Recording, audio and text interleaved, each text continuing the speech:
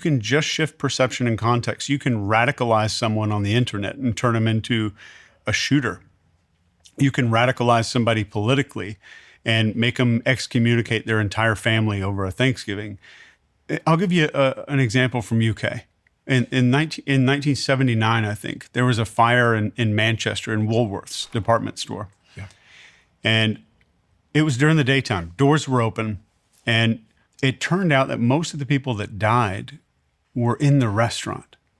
And the restaurant was right by the door.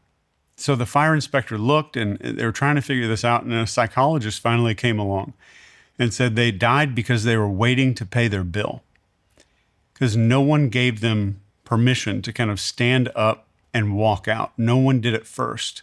So they kind of just went along with the crowd. And in the context of a restaurant, you don't stand up and walk out until you've paid your bill. So the context can also lead us into something like that. So the perception of the situation, even though there's a fire, I'm locked in context of I'm sitting in a restaurant. And that's been tested time and time again, where people will sit in a smoke-filled room long enough to die just because nobody else is moving.